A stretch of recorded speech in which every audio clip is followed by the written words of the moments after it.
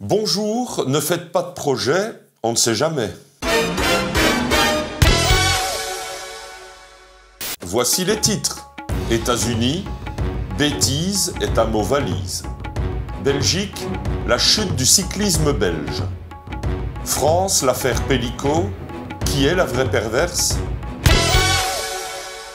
Diana Harner, influenceuse américaine de son état, a récemment décidé de se plier, au sens propre du terme, à un défi TikTok idiot, pléonasme, consistant à s'enfermer dans une valise avec juste la tête qui dépasse. Inspiré par une vidéo de Barron Trump, le fils de l'autre orange, le défi est très en vogue actuellement auprès des adolescents en mal de livres. Et s'inspirer d'un Trump, fût-il junior, c'est déjà admettre que Darwin, fût-il Howard, avait raison. La suite est prévisible comme un discours de Miss Univers. La valise bascule, Diana, bras ficelés et jugeote absente, s'éclate la tête contre le sol. Résultat, une belle commotion cérébrale. Notons en passant que pour une influenceuse, une commotion cérébrale, c'est un compliment. La belle toute relative avait un cerveau avant l'accident. Révélation qui aura surpris jusque dans le service de neurochirurgie. La vidéo de ses aveux post-challenge entre nausées et douleurs au crâne est devenue virale et le mot bêtise est devenu un mot valise. Cela dit, dans un élan de responsabilité, TikTok s'est aussi fendu, mais d'un avertissement lui. Ne tentez pas cela chez vous. On a envie d'ajouter, faites-le chez les autres, c'est meilleur pour toucher de l'assurance. Mais soyons sérieux 5 secondes, pas plus, promis. Ce genre de défi est dangereux, soit. Mais est-ce vraiment un problème si les abrutis qui peuplent le web s'y adonnent jusqu'à risquer ce qu'il leur reste de tête sur le carrelage? Souvenez-vous de Trump, le grand cette fois, et de sa proposition de boire de la javel pour tuer le coronavirus. Est-ce vraiment un problème si parmi ceux qui avalent tout ce qu'il dit, il y en est qui avalent également de l'eau de javel? Disons que les défis comme celui-ci permettent d'isoler les génies des glandus du fond de la classe. Allez, en piste pour le prochain défi,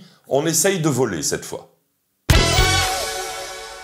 Marcolis ou l'art de l'effacement est un ovni littéraire à propos d'un ovni musical. Le titre fait parfaitement sens quand on sait que Marcolis a passé sa vie à s'effacer du paysage au point qu'on se demande encore s'il a jamais existé en dehors de ses disques. Entre deux opus, et il n'en a fait que 6, il retournait sans doute dans un univers parallèle d'où il ramenait quelques pépites pour mes oreilles ravies. Écrit par Frédéric Rapilly, ce bouquin raconte l'histoire du leader des Talk Talk, groupe mythique et incompris qui a d'abord été vendu comme un clone de Duran Duran avant de s'enfuir très loin de la pop à paillettes pour atterrir quelque part entre le silence absolu. Sur le dernier et seul album solo de Marcolis, la première note arrive après 17 secondes, authentique, entre le silence absolu donc, et des albums que personne n'écoute sauf les fans obsessionnels, dont moi, depuis 30 ans. Là où ça devient amusant, c'est que ce livre, lui aussi, a décidé de jouer les discrets avec ses lecteurs. La première édition, sortie en 2021, s'est arrachée à une vitesse super scénique et depuis, il faut avoir un compte en banque bien garni ou un petit penchant pour le crédit à la consommation pour espérer s'en procurer un exemplaire sur les sites de revente, certains demandant jusqu'à 400 € pour cette rareté. Pour un type qui a bâti toute sa carrière sur l'idée de fuir le succès, c'est quand même un sacré coup du destin. Marcolis merci, enfin Dieu merci, voilà qu'une nouvelle édition est sortie le 7 novembre dernier. Et ce livre est un chef-d'œuvre. On rentre dans la vie et le psychisme de cet énorme artiste comme si on écoutait l'un de ses disques. Et pourquoi tout cet engouement autour d'un artiste dont la plupart des gens ne se souviennent pas, si ce n'est parce qu'il a un jour chanté Such a Shame?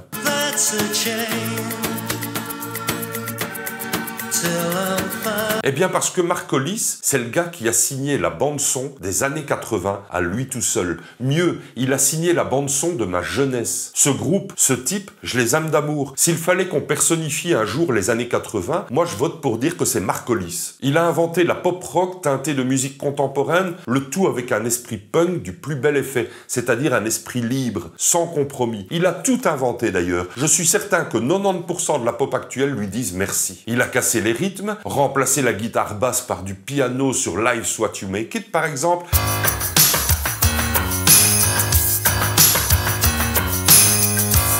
Et sa voix était l'un des plus beaux instruments de la création. Voix que mon ex ne supportait pas, mais de toute façon elle n'a plus aucun goût. Dans l'un des albums de Talk Talk, il y a même du corps de chasse, ça aussi c'est authentique. Marcolis était capable de transformer un tube en un hymne existentiel, puis de disparaître comme un ninja après avoir sorti un ultime album solo en 1998 que tout le monde s'accorde à qualifier de chef-d'œuvre, mais que personne n'a écouté, sauf moi, 1000 fois. Il faut dire que Hollis était un minimaliste radical. Là où d'autres se tapent des solos de guitare interminables, lourdingues et collectionnent les synthés, lui, il réduisait sa musique à 3 notes et un soupir, tout en se tapant une inspiration du feu de Dieu, de Miles Davis à Debussy, en passant même par du Bartók. Frédéric Rapilly, dans ce livre, retrace ce parcours unique avec un amour qui frôle le fanatisme. Mais c'est aussi ce qui fait tout le charme de ce bouquin. Il parle de Hollis en le châtiant un petit peu, comme pour dire « On t'aimait bien, pourquoi t'es mort ? Et tu nous en as fait voir de toutes les couleurs, là, avec ton foutu silence. » On sent que l'auteur a interviewé la moitié des musiciens encore en vie pour comprendre pourquoi ce type a choisi de s'évaporer au sommet de son art. Alors pourquoi adorer ce livre? Parce qu'il plonge tête la première dans le mystère Hollis avec une passion débordante que je ressens moi-même au plus profond de moi. Et parce que, avouons-le, la rareté attise toujours le désir. C'est un peu comme si le livre reflétait parfaitement son sujet. Précieux, un brin élitiste et un foutu casse-tête à dénicher. Marc Hollis a su mieux que personne cultiver l'art de disparaître tout en laissant une empreinte indélébile, et ce livre est son miroir. Maintenant que le livre est revenu, vous pouvez l'acquérir,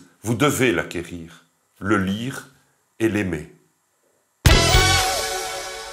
Ce mardi 3 décembre, Remco Evenepoel, notre jeune prodige du cyclisme belge, a renoué avec une vieille habitude, embrasser le bitume. À l'entraînement, le champion a cogné une voiture de la Poste et s'est retrouvé à l'hôpital, ajoutant une nouvelle ligne à son impressionnant palmarès de vautrage lamentable. Car Remco, ce n'est pas qu'un moteur infernal sur 2 roues, c'est aussi un homme recousu, rafistolé, une œuvre d'art chirurgicale. Qui ne se souvient de son plongeon d'anthologie dans un ravin lors du Tour de Lombardie 2020 ? Une chute qui aurait envoyé n'importe quel autre coureur à la rubrique nécrologique. Mais pas lui, il est revenu, plus fort, comme si les vis et les plaques métalliques qui tiennent désormais son squelette boostaient aussi ses watts. Et là, ce mardi, rebelote, une glissade, rien de dramatique, quelques côtes cassées, une clavicule déplacée, un poumon presque perforé, mais à moi ça pose un problème. En effet, la semaine dernière, j'étais à Dijon et lors d'une énième bagarre avec PH de la chaîne Point Genius, mais ne croyez pas trop les titres des chaînes, sauf la tronche en biais, le dit PH s'est mis à rire à gorge déployée parce que je disais que le cyclisme belge était pas trop mal. Ce je ne sais quoi disait que le cyclisme français était bien supérieur et que la preuve c'est qu'il y a eu Poulidor et Hinault, que des cyclistes qui couraient en noir et blanc, vous en conviendrez. Alors, de coups de poing dans le foie rappelant les plus anciennes inimitiés vélocipédistes franco-belges à des crocs en jambes du meilleur effet, on en est venu au pari suivant. Lors du prochain Tour de France, on va additionner tous les rangs finaux des coureurs belges, puis français, si ces derniers se sont classés évidemment, puis on divisera la somme de chaque nation par le nombre de coureurs classés pour chaque nation. Si je me rappelle bien, je lui devrai 5 € s'il gagne, et il devra me céder tous ses abonnés, sa maison, sa moto, son talent et sa femme, si les Belges s'avèrent être les plus forts. Mais là,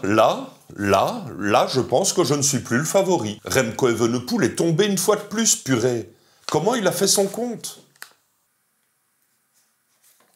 PH? Hein? Quoi? Oui? T'étais où mardi matin?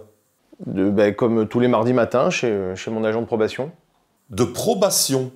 Ouais, une vieille histoire en 94 avec Ayrton Senna.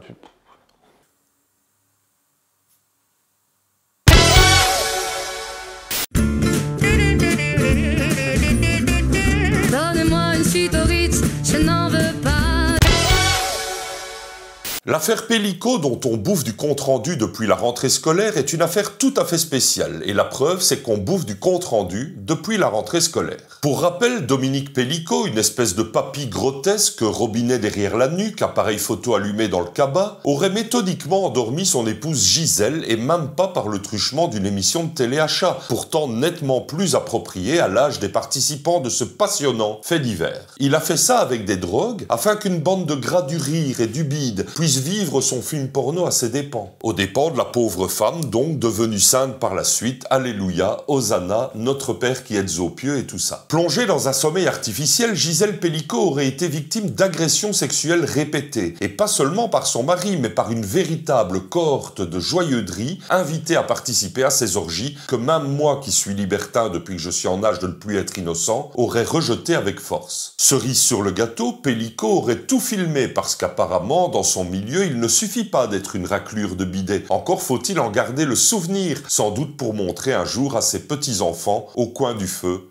au cul. Mais je suis dur avec les accusés, la vérité est évidemment ailleurs. On se précipite pour qualifier de monstres les 50 et quelques malheureux impliqués dans cette sordide affaire. Mais grattons un peu sous la crasse morale, nom d'un Tempesta. Ils méritent notre compassion au contraire, voire notre admiration. D'abord, oui, beaucoup d'entre eux ont eu une enfance difficile. D'ailleurs, un conseil à nos amis les crevures, avant de commettre des bestialités, construisez-vous une enfance horrible. L'avantage est qu'au tribunal, vous pourrez arborer ce passé trouble, duquel les jurés ressortiront attendris. Un père incestueux est idéal, une mère démissionnaire est un plus, un chien hypersexualisé est la cerise sur le gâteau. Quand ils apprendront que le Père Noël passait par votre cheminée sans même laisser de jouets, ils comprendront que vous n'ayez eu qu'une envie, faire souffrir Madame Pellicot comme vous avez souffert. Vous trouvez ça cynique? Attendez, je n'ai pas fini. Car ces accusés sont même des héros mal compris. Pour participer à ce genre de soirée, excusez-moi, mais ça demande un courage certain. Imaginez, vous arrivez dans un salon de septuagénaires, papier peint à fleurs, couteau à pain sur une nappe cirée, odeur de chien mouillé et de poêle au pétrole.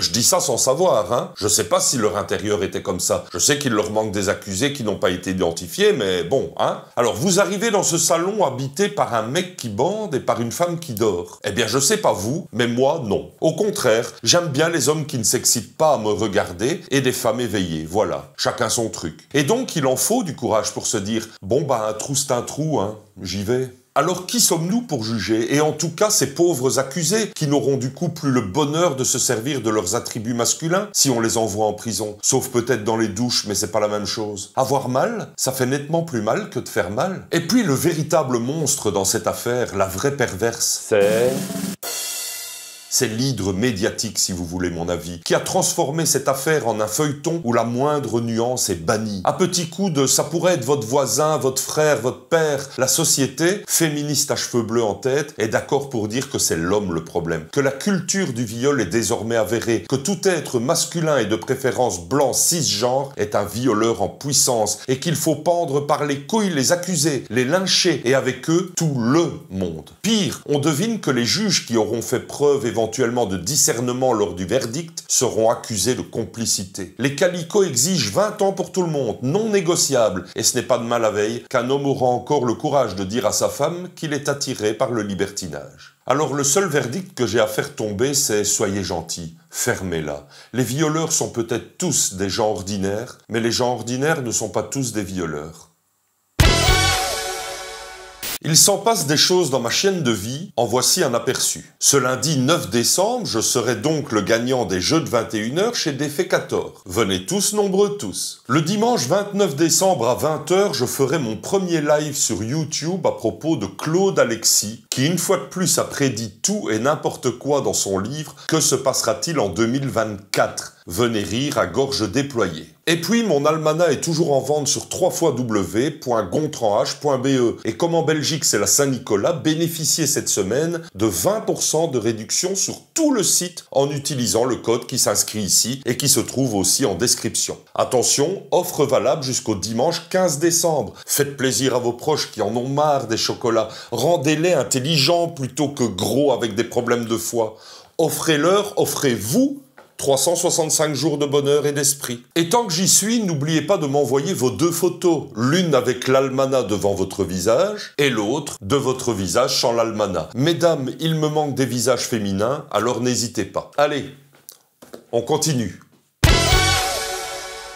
Je me permets de faire une petite parenthèse pas bien longue, mais pour un ami qui n'a jamais eu beaucoup de chance dans sa vie. Une mère absente, un père aimant, il commande toujours au restaurant le plat qu'ils ont justement arrêté de servir hier, il tombe malade chaque fois qu'il prend des vacances, sa femme fait du yoga, il est le seul à s'être cassé un jour une dent sur une salade, son horoscope du jour affiche toujours une mise en garde sérieuse comme éviter de respirer, et quand il trouve un billet de 50 € dans la rue, le propriétaire l'aperçoit et lui envoie un merci, glacial en plus, il a vécu 3 incendies dont 2 et il a raté son permis 5 fois, à la 6e l'examinateur a perdu ses résultats. Bref, le gars qui en plus s'appelle Thierry n'a jamais eu beaucoup de chance. Or ici, pas plus tard qu'hier, il a trouvé un boulot et je voudrais qu'on ait tous une pensée pour lui, pour qu'enfin il obtienne son CDI. Pour l'instant il est en CDD de remplacement car le type qu'il remplace est malade. Allez, on y croit Thierry, pourvu que ce soit un cancer.